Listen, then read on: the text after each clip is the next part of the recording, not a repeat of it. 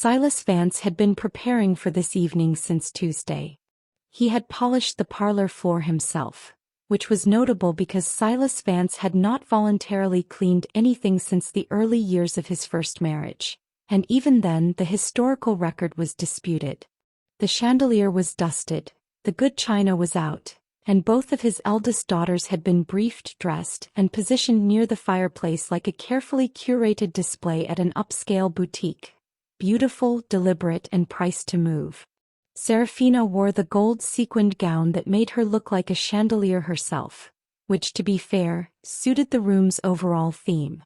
Odette wore a sleek black dress and the practiced expression of a woman who had been told she was the sensible option and had decided to make peace with that. Silas had given them both very specific instructions on how to stand, how to smile, and what topics to raise if conversation stalled.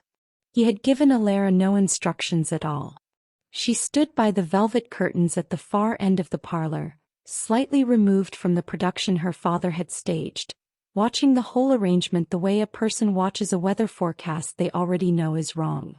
Alara had spent 23 years becoming the kind of woman people forgot was in the room. She was, by any honest measure, extraordinarily good at it. It wasn't that she was plain. It was that she had learned, early and efficiently, that visibility in this household came with a cost she had never been willing to pay. So she watched instead. She noticed things. She remembered things. And she kept very, very detailed notes, though nobody at this particular gathering knew that yet. The knock at the door came at exactly 7 o'clock. Silas smoothed his hair one final time, squared his shoulders and opened it. Julian Vane stepped inside. And the room, the warm, over-perfumed, carefully arranged room, seemed to drop several degrees in the span of a single breath. He was not what most people pictured when the name Julian Vane reached their ears through whispered conversations and carefully worded warnings. They expected someone louder somehow. Someone who announced himself with the theatrical menace of a man who had watched too many films about men like himself. Julian was none of that.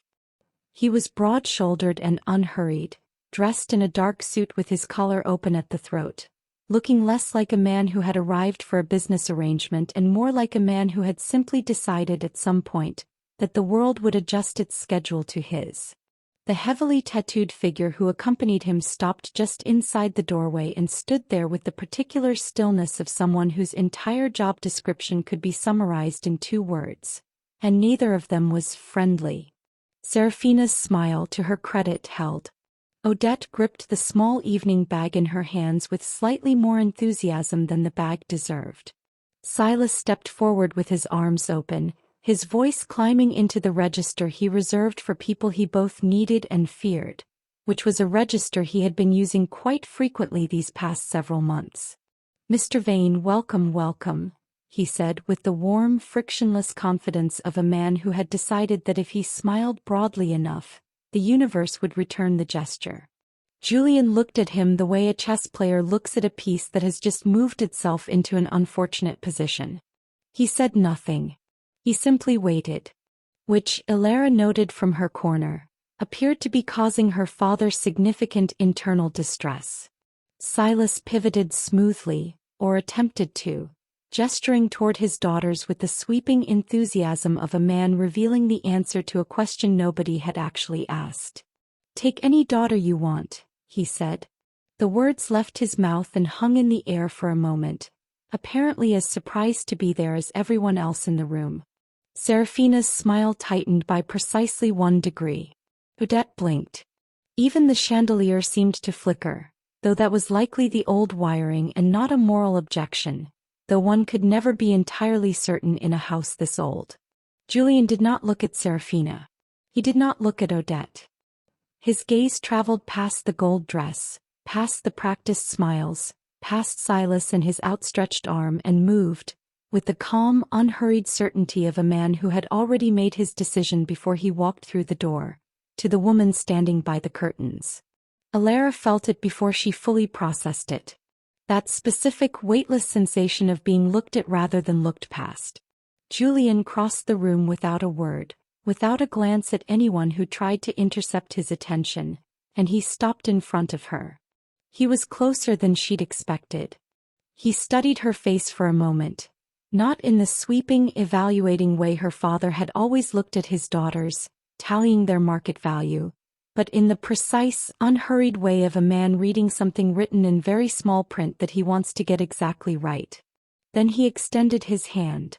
Alara looked at it for one full second. Behind her, she could hear her father making a sound she could only describe as a man mentally rewriting a business plan in real time, under considerable emotional pressure with no pen. She placed her hand in Julian's. His grip was steady and warm and told her absolutely nothing, which, given how much she prided herself on reading people, she found both impressive and mildly irritating.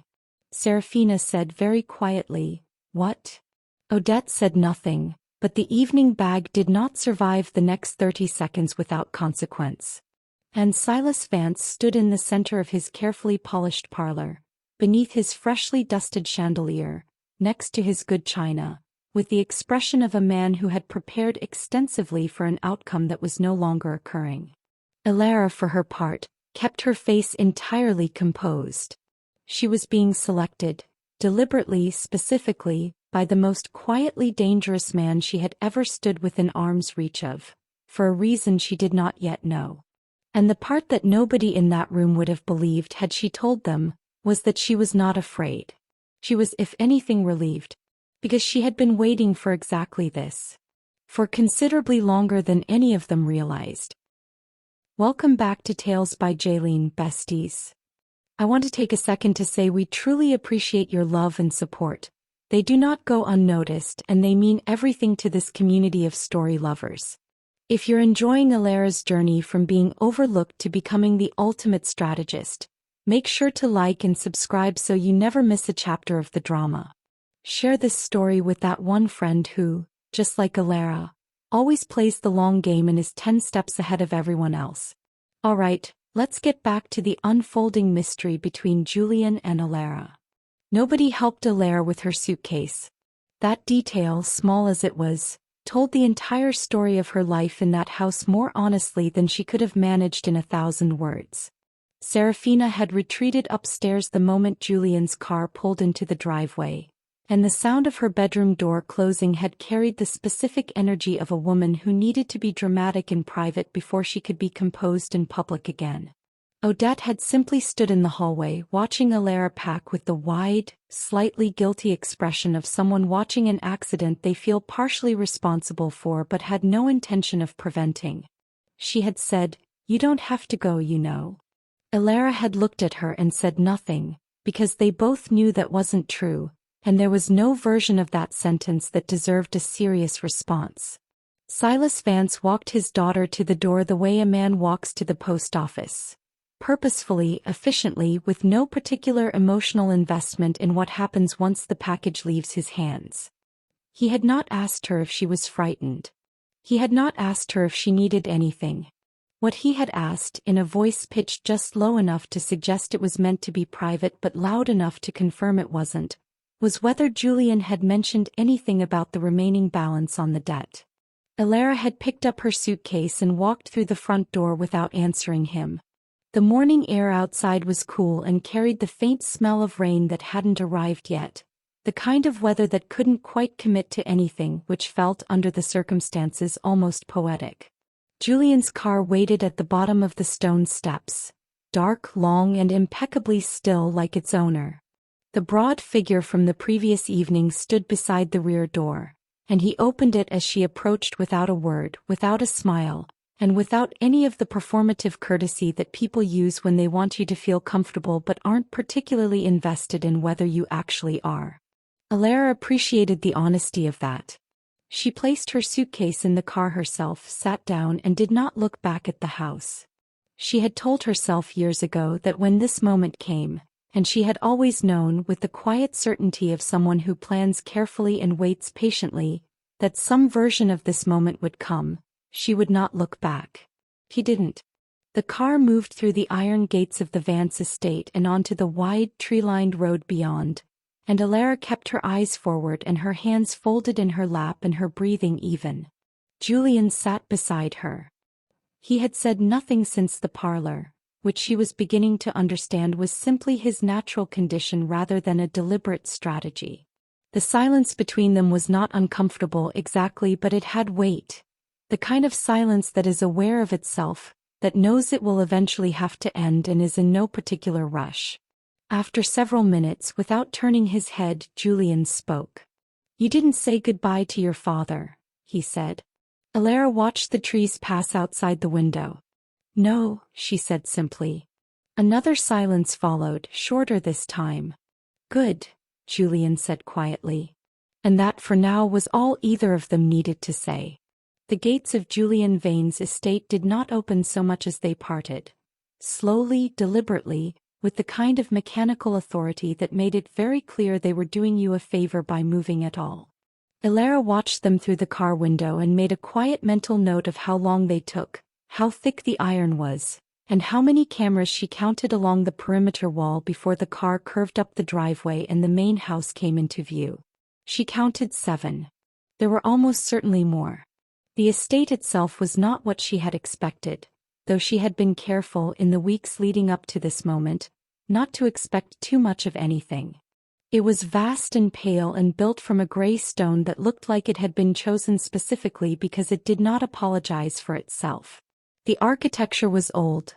Not crumbling, not neglected, but old in the way that certain things are old on purpose as a statement rather than an accident. It said, without any particular subtlety, that the people who lived here had been here for a long time and fully intended to remain. The man who met them at the front entrance introduced himself as Cord, and he had the quiet, economical manner of someone who had long ago concluded that most words were unnecessary and had edited his vocabulary accordingly. He took her suitcase before she could reach for it, which was the first time anyone had done that all morning, and she found the gesture so unexpectedly considerate that she almost didn't know what to do with it. Julian led her inside. The entrance hall was exactly as the exterior had promised. Cool marble floors, high ceilings, and a stillness that felt less like emptiness and more like discipline. Everything in the house was ordered without being sterile, precise without being cold in the way that houses sometimes are when they've been decorated to impress rather than to inhabit. Someone had actually lived here. Someone had chosen the worn leather chair near the hall window and the particular arrangement of the books on the shelf beside it, and those choices had been made by a person rather than a design brief.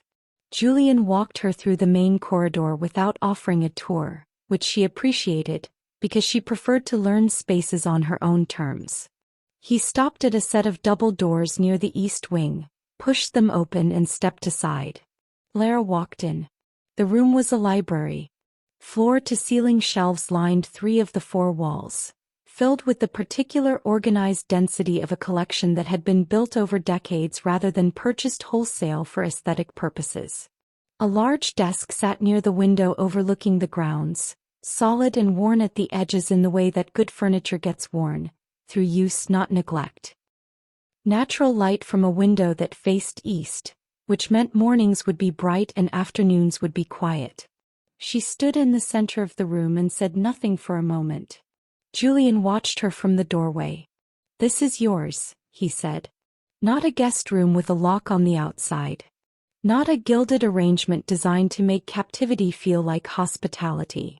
A desk and a library and a window that faced the morning. Alara turned to look at him, and for the first time since the parlor, she allowed herself to recalibrate her read on Julian Vane. Just slightly, just enough. "Thank you," she said. He nodded once and pulled the doors closed behind him, leaving her alone with approximately 4,000 books and the slowly dawning realization that this man was going to be considerably more difficult to predict than she had planned for. She found the error on a Thursday.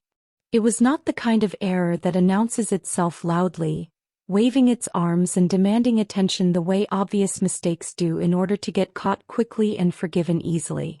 It was the other kind. The quiet kind buried 3 layers deep inside a column of figures that all added up correctly on the surface, which was precisely what made it so dangerous, and precisely what made it so interesting to Alara, who had always found the things people tried hardest to hide far more compelling than the things they put on display. She had been in the library for 4 days. Julian had not hovered, had not checked on her with the thinly veiled surveillance that people sometimes dress up as hospitality, and had not sent anyone to report back on what she was doing with her time. He had simply left her to it.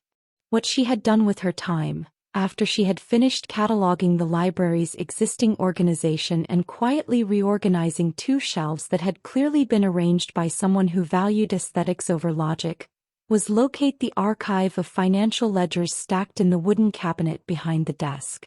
She had not been told to look at them. She had also not been told not to. That particular gray area was, in her experience, where the most useful information tended to live. By the second day she had read through 18 months of records with the focused, unhurried attention of someone who genuinely enjoyed this sort of thing, which she was aware placed her in a fairly specific category of person but had long since made her peace with. The error was on page 47 of the third ledger. A transposition at its surface, 2 digits swapped in a shipping account that fed into a larger operational fund, the kind of mistake a tired bookkeeper makes at the end of a long quarter and doesn't catch because the surrounding numbers are all technically correct. Except the surrounding numbers were not all technically correct. Because once you followed the transposition backward through 4 connected accounts, the cumulative effect was a discrepancy of just over $60,000, routed in small, unremarkable increments into an account that had no corresponding name in any of the organizational records she had been able to locate. Alara sat with that information for approximately 1 full day before she did anything about it. Then she wrote up a single page of calculations, clear and annotated and precise enough that a person of average financial literacy could follow the logic without assistance, clipped it to the relevant ledger page, and left it on Julian's desk with no accompanying note because the mathematics spoke adequately for itself. She was back in the library with a cup of tea and a book on behavioral economics when she heard his footsteps in the corridor, unhurried as always, but with a quality she hadn't heard in them before. Purpose with an edge of something else. He opened the library door. He stood in the doorway holding the ledger and her page of calculations, and he looked at her with an expression that was not quite surprise. It was something more precise than surprise, the look of a man who has just had a suspicion confirmed that he hadn't fully admitted to having. "How long did this take you?" he asked. "Finding it or explaining it?" she said without looking up from her book. A pause settled between them, brief and loaded. "Either," he said. She turned a page. "Finding it took 2 days," she said calmly. "Explaining it took 20 minutes. She finally looked up at him. "You have a staffing problem, Mr. Vane," she said with the composed, almost gentle delivery of someone stating an unfortunate fact rather than issuing a criticism. "Your bookkeeper is either dangerously incompetent or quietly creative with other people's money." Julian looked at her for a long moment. Then, for the first time since she had arrived at his estate, the corner of his mouth moved. Not quite a smile, but the architectural suggestion of one, the kind of expression that lives just below the surface on faces that have learned to be careful. He closed the library door behind him and sat down in the chair across from her desk. "Tell me what else you found," he said. Alara set her book down, folded her hands on the desk and began to talk. Outside the window, the morning light shifted across the grounds, unhurried and indifferent, while inside the library, something that had been quietly building since a parlor in the Vance estate finally found its footing. Alara found out about the dinner party the same way she found out about most things in the Vance estate. Not because anyone told her but because she paid attention. She had noticed the additional kitchen staff arriving on Wednesday morning, the particular floral arrangement that Cord had approved for the main dining room, and the fact that Julian had worn a different suit to his Thursday meetings than his usual rotation suggested he should. She had said nothing, observed everything and waited. It was Cord who finally mentioned it, with the clipped efficiency of a man who considered social briefings a logistical function rather than a courtesy. "Dinner. Saturday. 8 o'clock, he said, setting a small envelope on her desk without breaking stride. Inside was a single note card with the dress code and a guest list that Alara read twice, very carefully, before setting it face down on the desk with the composed stillness of someone who has just received moderately unpleasant news and has decided not to give it the satisfaction of a reaction. Her father's name was on the list and so were her sisters. Serafina arrived 40 minutes early, which Alara recognized immediately as a strategic decision rather than an accident, because Serafina had never been early to anything in her life that didn't benefit her directly. She swept into the estate's entrance hall in a dress that was doing a great deal of structural work and immediately began cataloging the interior with the bright, assessing eyes of a woman running rapid calculations behind a warm smile. Odette followed behind her, quieter, and caught Alara's eye across the hallway with an expression that managed to be simultaneously apologetic and helpless, which was Odette's defining characteristic in most situations. Silas came in last, adjusting his collar. He looked around the estate with the barely concealed hunger of a man standing inside something he wanted and had already begun mentally calculating how to acquire. When his eyes landed on Alara, he smiled. The particular smile he reserved for moments when he needed something and had not yet decided how to ask for it. "You look well," he said. "I am well," she replied and moved on. Dinner was 12 people around a table that could have comfortably seated 20, which gave the evening a particular intimacy that Silas, seated toward the middle, seemed to find both flattering and mildly disorienting. He had been talking for 11 minutes, Alara had counted, about a business venture that required, in his telling, only a modest injection of outside capital and a certain degree of trust from the right kind of partner, when Julian, who had said very little since the first course, set down his glass. The table quieted with the speed of people who had learned to read that particular signal. Julian looked at Silas with the calm, unhurried attention he gave to problems he had already solved. "Your daughter managed your shipping accounts better in 4 days," he said evenly, "than your bookkeeper managed them in 18 months. Silas opened his mouth. Julian continued, without raising his voice even slightly. "She also identified a $60,000 discrepancy that your financial team missed entirely, documented it without being asked, and presented it without requiring recognition for doing so." The table was very quiet now. Serafina examined her wine glass with sudden intense focus. Odette looked at Alara with an expression that was equal parts guilt and something that might generously have been described as pride. Silas attempted a laugh, the social kind, designed to absorb tension and redirect it. "Well, she's always been the quiet one," he said. Julian looked at him steadily. "Yes," he said with a quality in his voice that made the agreement feel considerably less like a compliment to Silas than he had intended it to be. "She has been." He let that settle for exactly 1 beat, then added, quietly and without theater, "She is also under my protection now, completely and without condition, and I would encourage everyone at this table to update their understanding of her accordingly." Nobody laughed. Nobody reached for their wine. Silas Vance sat very still in his chair, and for once in his life he had absolutely nothing to say. Alara kept her eyes on her plate and allowed herself, privately and without any visible indication, one small moment of profound and well-earned satisfaction. The guests left by 10 o'clock. Silas left at 9:43, which was earlier than anyone had expected and later than Alara would have preferred, but the evening had otherwise concluded without incident, which she considered a reasonable outcome given the variables involved. She was in the library, shoes off, feet tucked beneath her in the leather chair, when she heard Julian's footsteps in the corridor, slower than usual, carrying the particular weight of a man who has been performing composure for several hours and has finally given himself permission to stop. He knocked once, which he had never done before, and opened the door. He was holding 2 glasses and a bottle of something amber and clearly old, and he looked at her with the expression of a man who had a question he hadn't entirely finished forming yet. "Do you drink?" he asked. "Occasionally," she said. "And deliberately," he replied, which surprised her enough that she almost smiled.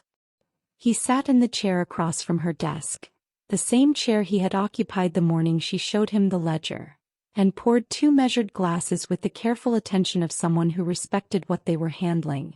They sat in a comfortable quiet for a moment, the kind that had become, over the past several weeks, less remarkable and more simply theirs. It was Alara who spoke first, which surprised them both. "You didn't have to do that tonight," she said. Julian looked into his glass. "No," he agreed. "But you did it anyway," she said. "I did." She studied him for a moment with the patient, precise attention she gave to things she was trying to fully understand. "Why?" she asked. Julian was quiet for long enough that she thought he might not answer, which she had learned was not evasiveness in his case but simply the habit of a man who didn't speak until he was certain of what he meant. "Because it was true," he said finally.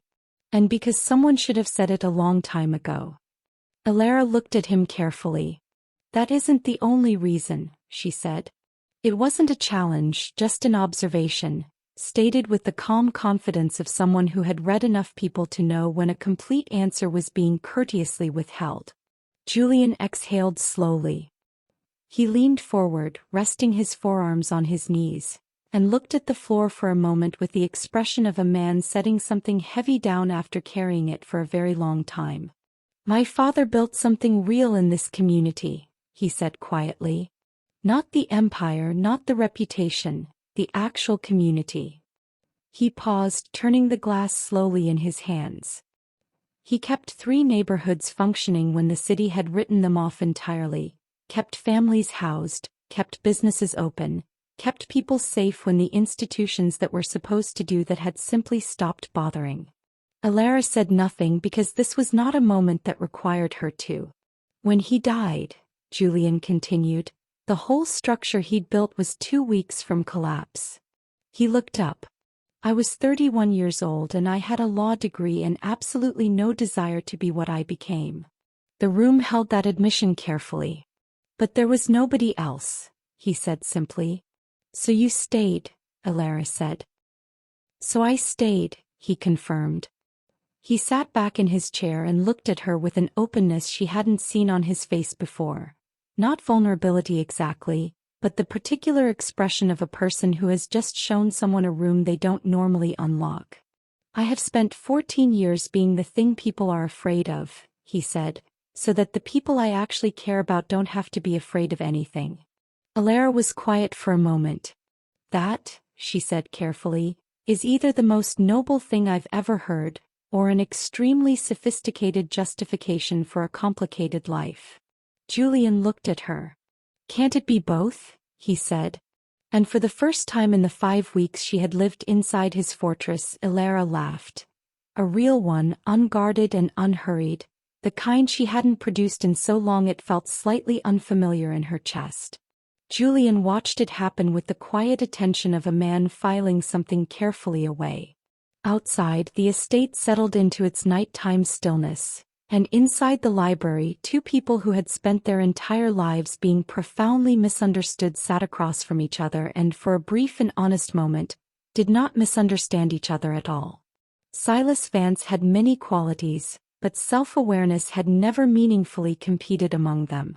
Alara had understood this about her father from a young age, from the specific age, in fact, of 9 years old, when she had watched him confidently mispronounce a word in front of a room full of people and then, when gently corrected, proceed to argue that he had been right all along with a conviction that was almost impressive in its completeness. So when Cord informed her on a Tuesday morning that her father had arrived at the estate's gate unannounced and was requesting an urgent meeting with Julian, she was not surprised. She was, if anything, mildly curious about which particular version of audacity he had decided to lead with. She found out at noon. Julian came to the library afterward, which told her something before he said a word. Because Julian processed difficult things by moving toward her rather than away, a habit she didn't think he was fully conscious of yet. He sat down, poured nothing, and looked at her with the measured expression he used when he was deciding how much of a thing to say. "Your father came with a lawyer," he said. Alara raised an eyebrow. "A real one?" she asked. "Barely," Julian said. He set a document on the desk in front of her. 3 pages formally typed, with the stiff language of legal correspondence that has been written by someone who learned contract law from a television drama. Alara read it with the focused calm of someone defusing something she had always known was eventually going to need defusing. The claim, reduced to its essential absurdity, was this: that Alara had removed confidential Vance family financial records from the family home without authorization, that these records constituted proprietary assets, and that their use within Julian Vane's organization represented both theft and a breach of familial trust. Silas was demanding her return. He was also in the document's final paragraph, which Alara read twice simply to confirm she had understood it correctly, suggesting that a financial settlement from Julian, a figure he described as appropriate to the circumstances, would resolve the matter entirely and spare all parties the burden of further proceedings. Alara set the document down. "He's selling me again," she said with the flat, composed clarity of a woman making an observation about the weather. "He's attempting to," Julian said. "There's a distinction." She looked at him. "He says there's a buyer," Julian continued, his voice carrying the particular quiet that in other men would have been anger but in Julian was something considerably more deliberate and therefore considerably more concerning. "A business associate of his from out of state who apparently has expressed a specific interest in someone with your particular skill set and your particular proximity to my organization." Alara absorbed that for a moment. "He's not just trying to get rid of me," she said slowly. "He's trying to use me as an instrument inside your operation." "Yes," Julian said. "Which means he has been talking to people he should not be talking to," she said, "about things he does not fully understand." "Also yes," Julian said. The room was quiet for a moment. Alara folded her hands on the desk and looked at the document with the expression of a woman who has just confirmed that a problem she has been managing quietly for a very long time has finally decided to become loud. "Julian," she said, and it was the first time she had used his given name without the formal buffer of his surname, a fact that neither of them remarked upon but both of them noticed. "I need to tell you something." He looked at her steadily. "I think," she said carefully, "that it is time we had a significantly more honest conversation about how I came to be in your parlor that evening." Julian said nothing. But he did not look away. And outside the library window, the afternoon light began its slow retreat across the grounds, as if it too understood that whatever came next in this room was going to require the full, undivided attention of everyone present. The honest conversation Alara had promised Julian did not happen that evening. It happened the following morning in the library, over 2 cups of coffee that went cold while she talked, and he listened with the absolute, uninterrupted stillness of a man who understood that this was not a moment to do anything other than receive what was being offered to him. She told him most of it. Not all of it, not yet, but enough that when she finished, Julian sat quietly for a long moment and then said, with remarkable composure for a man who had just learned that the woman living in his estate had been several steps ahead of him since before they had ever met, "How long?" 3 years, she said. He nodded once, slowly, in the manner of a man updating a very significant internal file. "We'll finish this conversation," he said. "Yes," she agreed. "We will." They did not get the chance that week. It was Cord who noticed it first, which was appropriate because Cord noticed everything first and had built his entire professional reputation on exactly that quality. He found Alara in the library on Friday afternoon with a look on his face that she had not seen before, tight, focused, and moving faster than his usual economy of motion suggested he considered necessary. "We have a problem at the east perimeter," he said. "How many?" Alara asked, closing her book. Cord looked at her with a brief, evaluating pause that acknowledged she had asked exactly the right question. "For confirmed," he said. "Possibly 6. "And Julian?" she asked. 20 minutes out," he said. "Maybe less if we call him now."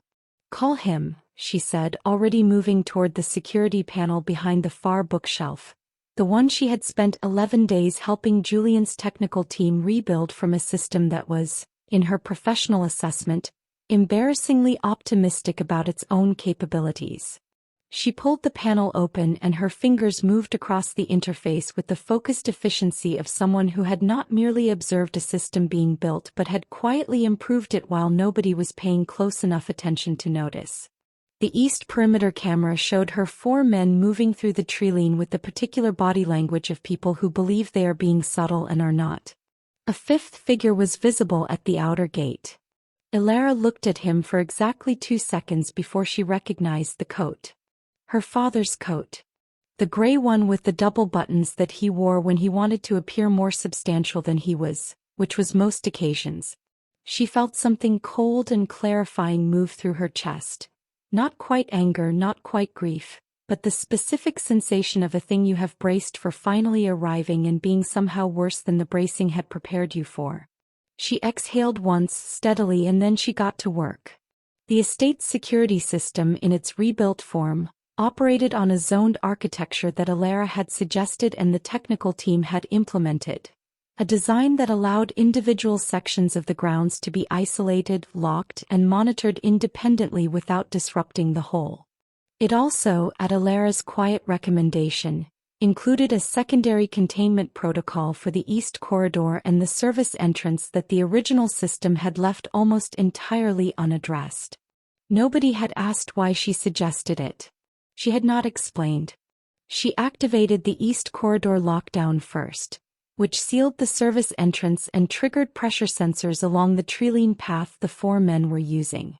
Then she isolated the outer gate mechanism, which meant that the 5th figure in the gray coat was now standing outside an entrance that would not open regardless of what he had been told or promised or paid to believe. She watched her father on the camera, trying the gate intercom with increasing urgency, and felt nothing particularly complicated about what she was doing. By the time Julian's car came through the main entrance 11 minutes later, all 4 men in the treeline had walked directly into the east corridor's containment zone and were standing in a locked passage with no exit, looking at each other with the dawning awareness of people who have just understood that the trap was considerably more sophisticated than the person who sent them had suggested it would be. Julian came through the library door 30 seconds after that. He looked at the security screens, at the contained men, at the gate camera showing Silas now sitting on the ground outside with his head in his hands, and then he looked at Ilara. She was standing at the panel in her cardigan and reading socks, which was not, she was aware, the most imposing image she had ever presented. "I told you," she said calmly, "that the east corridor was the system's weakest point." Julian looked at the screens again. "You built the trap before you knew they were coming," he said. It was not quite a question. "I built it," she said carefully, "because I knew my father, and I knew that a man who had already sold his daughter twice was not finished looking for ways to profit from the transaction." The room was quiet for a moment. "Ilara," Julian said with a weight in his voice that carried considerably more than her name. "I know," she said quietly. "It's time I told you the rest." She made him wait until morning. Not out of cruelty, and not because she needed more time to decide what to say. She had known what she was going to say for 3 years, had rehearsed it in the quiet of her childhood bedroom with the careful precision of someone who understands that the timing of a truth matters almost as much as the truth itself.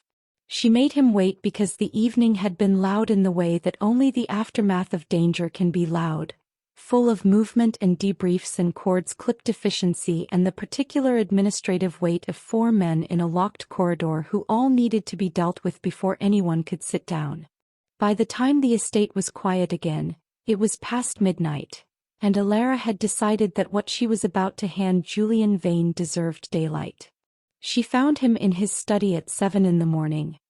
He was already at his desk, which did not surprise her, because she had come to understand that Julian slept the way he did most things, efficiently without ceremony and considerably less than people assumed. She was carrying a file. It was not a large file, which was almost the most remarkable thing about it, because the information it contained had taken her 3 years to compile, had required a level of patience and precision that most people would have found either impressive or alarming depending on their disposition, and had ultimately redirected the entire course of her life. It was 11 pages, held together with a single binder clip, and it had lived for the past 2 years in a waterproof sleeve inside the lining of the small suitcase she had carried out of her father's house on the morning Julian's car had waited at the bottom of the stone steps.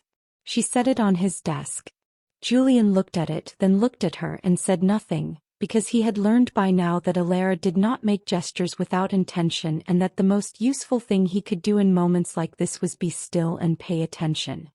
3 years ago, she began, sitting down in the chair across from him with the composed steadiness of a woman who has been waiting a long time to say something and is finally ready to say it correctly.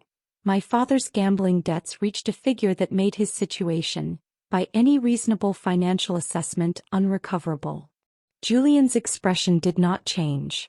I knew this, she continued, because I had been managing what remained of the household accounts since I was 19 years old, and because my father, despite his many confident opinions about his own intelligence, was not particularly careful about what he left on his desk when he assumed nobody important was paying attention. She folded her hands in her lap.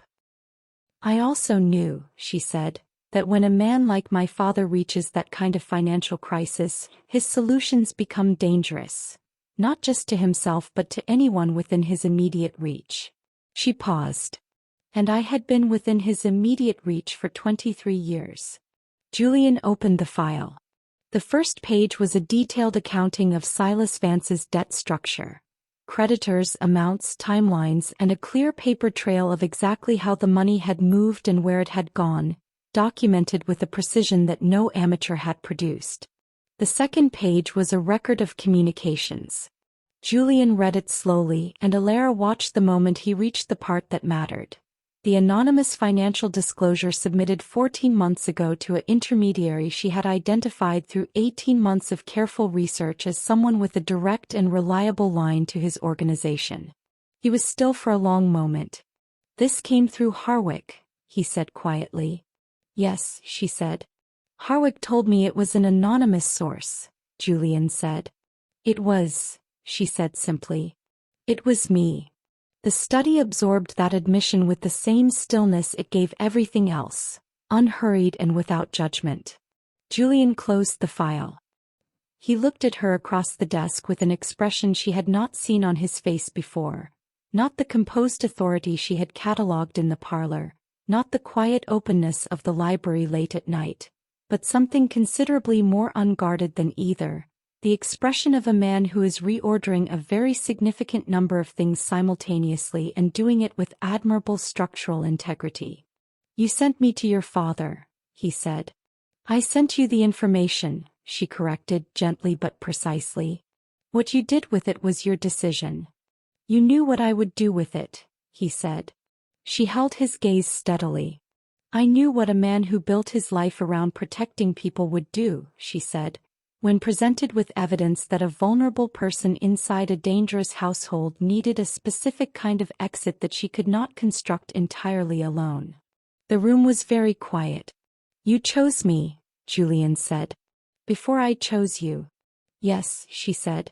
And then, because she was Alara and because complete honesty had always been the thing she valued most even when it cost her, she added, I chose the idea of you based on everything I had been able to learn about who you actually were beneath the reputation. She paused. The man turned out to be considerably more than the file suggested, which I will admit I did not fully account for.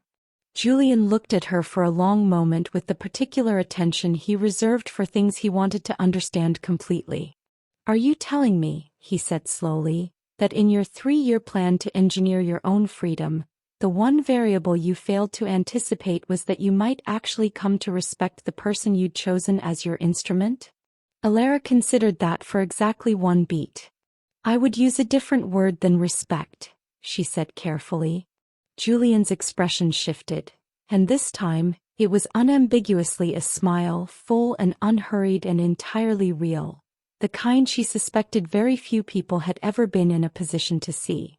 So would I, he said quietly.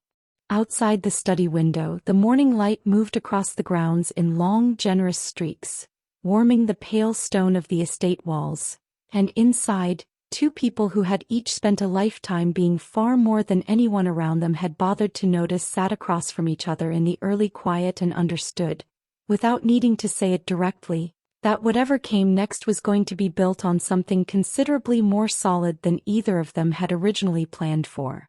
Silas Vance left the city on a Thursday morning with 2 suitcases, a considerably reduced bank account, and the particular expression of a man who has finally encountered consequences and found them deeply unfair. Nobody saw him off. Serafina had distanced herself from her father 3 weeks prior, with the efficient self-preservation of a woman who understood which way a situation was moving and had decided, characteristically, to be on the correct side of it before the movement became obvious to everyone else. Odette had called Alara the evening before Silas departed. A long, quiet phone call during which she had said very little but had listened with the careful attention of someone assembling a more honest version of their family history from the pieces they had previously been too comfortable to examine. Alara had been patient with her.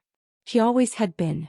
The evidence Alara had compiled over 3 years, the full accounting of Silas Vance's financial crimes, the fraudulent property dealings, the money redirected from a community trust he had administered with impressive audacity and zero apparent guilt, had been submitted formally and completely through channels that Julian's legal team had identified as both airtight and appropriately public. There had been no drama in its delivery. No confrontation, no raised voices, no cinematic moment in a rain-soaked parking lot with a briefcase changing hands.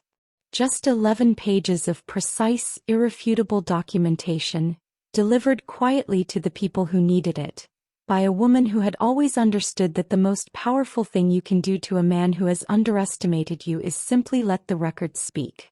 The record had spoken at considerable length. The estate felt different in the weeks that followed, though Alara would have struggled to identify exactly when the shift had occurred because it had happened the way most significant things happen. Gradually and then all at once and then so naturally that it became difficult to remember the previous arrangement. She still had the library. She always would. Julian had made that clear with the particular quiet certainty he used for things he considered non-negotiable, which she had come to recognize as one of his more endearing qualities, though she kept that assessment largely to herself. But she also had the office beside his now, with her name on the organizational documents in a capacity that had required some careful legal architecture and a few raised eyebrows from people who were swiftly reminded, by Julian's expression alone, that their eyebrows were not a relevant factor in the decision. Her title, after considerable discussion and one memorable argument that had lasted the better part of an evening and concluded with both of them arriving at the same answer from opposite directions, was Director of Strategic Operations. It was accurate if modest.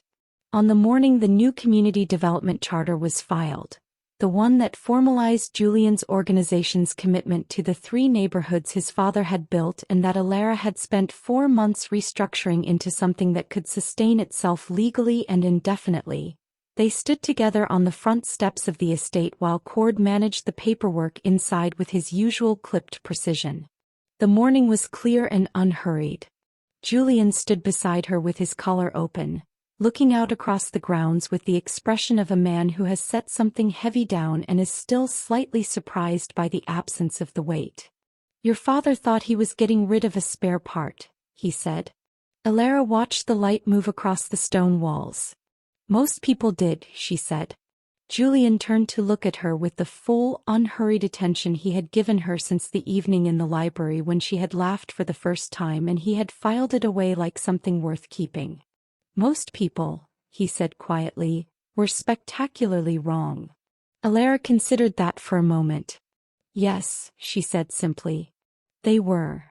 She did not say it with bitterness or triumph, or the particular sharp satisfaction of a person who has spent years waiting to be proven right and intends to make the most of the moment. She said it the way a woman says a true thing when she has finally, completely, and without reservation decided to stop making herself smaller than it. The morning held them both in its easy light, the estate quiet behind them, the city stretching out beyond the iron gates, and somewhere inside that city, 3 neighborhoods were waking up to a Thursday that would be, because of the woman standing on those steps, marginally safer and more dignified than the Thursday before it. And that, dear listener, is the story of a woman who was handed to a dangerous man like a settlement check, and quietly, methodically, and with extraordinary patience, turned the entire arrangement into the life she had always intended to build. Alara Vance did not wait to be rescued. She engineered her own rescue, selected her own partner, and dismantled her own cage, all before anyone in that parlor had finished adjusting their bow tie. If this story moved you, challenged you, or simply kept you company for a little while, then it has done exactly what it was meant to do. Now here is what we need from you, and we are not going to be subtle about it. If you enjoyed this story, please give it a like. It takes exactly 1 second and it tells us that stories like this one are worth telling more of. If you know someone who would love a slow burn, intelligent, emotionally rich story with a female lead who uses her mind like a weapon and her patience like a strategy, share this with them today, because good stories are always better when someone you care about is also listening. And if you have not subscribed yet, please subscribe. Subscribe because there are more stories coming, each one crafted with the same care, the same depth, and the same absolute refusal to insult your intelligence. Subscribe because Alara would subscribe. And she, as you now know, has excellent judgment. We will see you in the next one.